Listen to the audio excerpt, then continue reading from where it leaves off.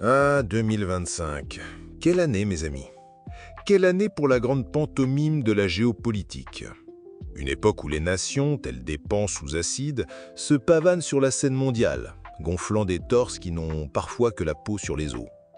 Et au cœur de ce cirque baroque, un drame shakespearien joué par des acteurs de série Z, l'opération Sindoor, un nom qui claque comme une porte de prison sur les doigts d'un diplomate trop confiant, et qui restera dans les annales comme l'exemple parfait de l'auto-immolation stratégique. Comment l'Inde, ce titan aux pieds d'argile, ce Vishvagourou en devenir, a-t-elle réussi l'exploit prodigieux de se tirer une balle, non pas dans un pied, mais dans les deux, avec un bazooka? C'est l'histoire que nous allons nous conter. Une fable cruelle sur l'orgueil, l'ego et les conséquences cataclysmiques d'une simple ingratitude. Avant ce fiasco intersidéral, la politique étrangère indienne tenait sur un mantra, simple, presque touchant de naïveté. L'Amérique d'abord, l'Amérique toujours. Dans un monde devenu un bazar multipolaire, où la relation avec la Russie sentait déjà le sapin, et où copiner avec la Chine était aussi envisageable que de faire du patin à glace en enfer, l'Inde avait tout misé sur Washington.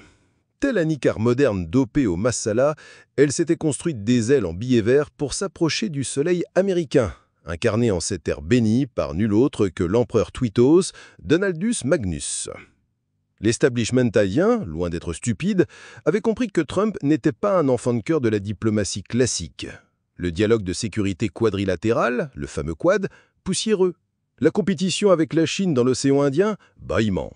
Non, ce qui faisait vibrer la corde sensible du grand Donald, c'était l'agenda MAGA. Alors l'Inde pragmatique décida de s'aligner, de devenir le meilleur petit soldat du Make America Great Again. Moins d'un mois après son investiture, le Premier ministre Modi traversait l'Atlantique, le carnet de chèques à la main. Le 13 février 2025, le pacte fut scellé.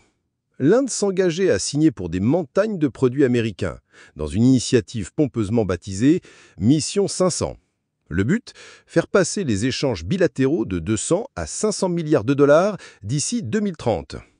Un véritable festin de technologie verte, de défense, de big tech. L'Inde achetait sa place au premier rang, pensant s'assurer les bonnes grâces du maître de la Maison-Blanche. Et puis, l'opération Sindoor.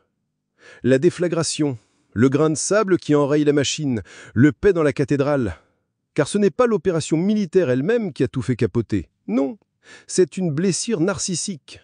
L'Inde a commis le péché capital. Elle a refusé de créditer Sa Majesté Trump pour le cessez-le-feu qu'il affirmait, urbi et orbi, avoir personnellement négocié.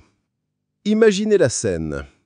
À non moins de 28 fois, Trump claironne avoir évité une guerre nucléaire entre l'Inde et le Pakistan. Le Pakistan, flairant le bon coup avec la finesse d'un renard, s'aplatit.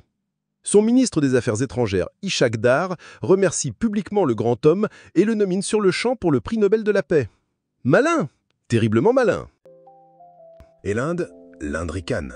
Au Parlement, l'establishment s'esclaffe. Modi, engoncé dans sa posture de leader inébranlable, ne peut concéder qu'une phrase alambiquée « Aucun dirigeant mondial n'a demandé à l'Inde d'arrêter les opérations ». La raison de cette pudeur grotesque?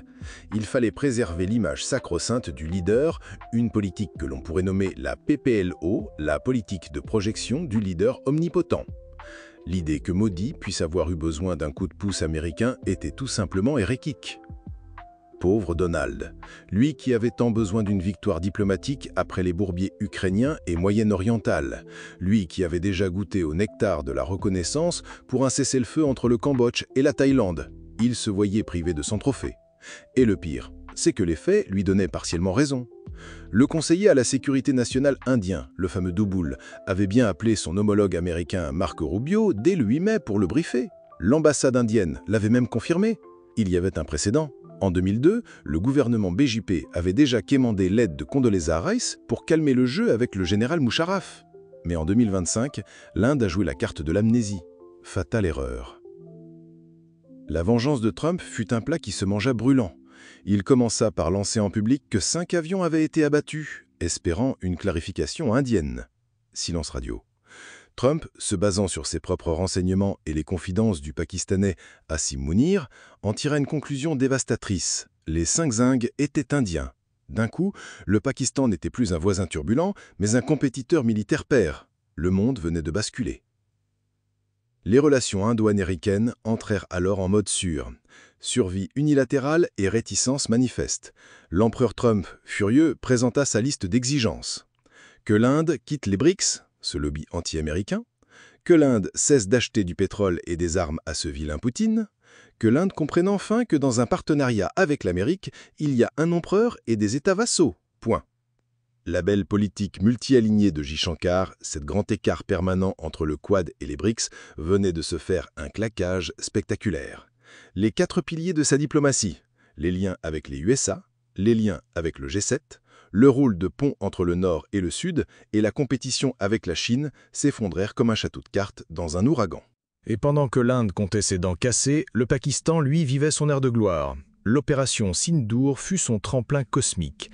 D'un coup, le monde entier a réalisé 2 choses. Premièrement, l'armée pakistanaise pouvait tenir tête à l'Inde en conventionnel. Deuxièmement, et c'est crucial, la Chine avait soutenu ouvertement le Pakistan, lui fournissant même un accès à ses satellites Beidou pour une surveillance en temps réel. Un avantage que ni la Russie ni l'Amérique n'ont offert à l'Inde. L'Inde, humiliée, a dû se tourner vers des sociétés commerciales pour avoir des images satellites. Pathétique. La conséquence fut d'une logique implacable. Les 3 grandes puissances, l'Amérique, la Chine et la Russie, ont soudainement eu un besoin irrépressible de tisser des liens étroits avec le Pakistan. Pourquoi? Parce que le Pakistan est devenu ce que les stratèges appellent un fulcrum, un point d'appui. Il partage des frontières avec les 2 nations clés de la masse eurasienne, l'Afghanistan et l'Iran.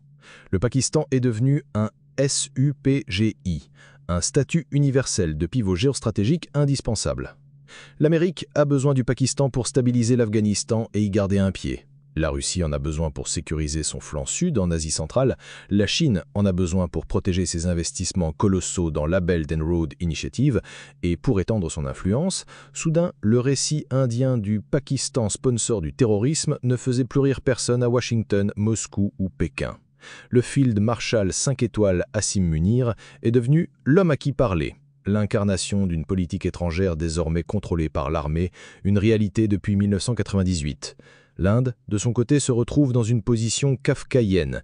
Elle a besoin du soutien chinois pour sa présidence des BRICS en 2026, mais la Chine a ouvertement soutenu son ennemi juré.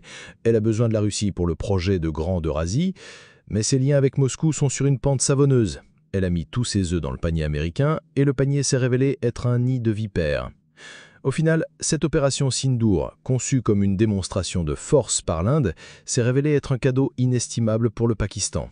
Une leçon grotesque sur le fait que dans le grand théâtre du monde, il est parfois plus judicieux de savoir flatter l'ego d'un empereur caractériel que de bomber le torse avec une armée qui perd 5 avions en 4 jours.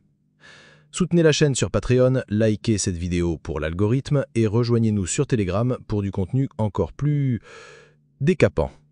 Les liens sont en description.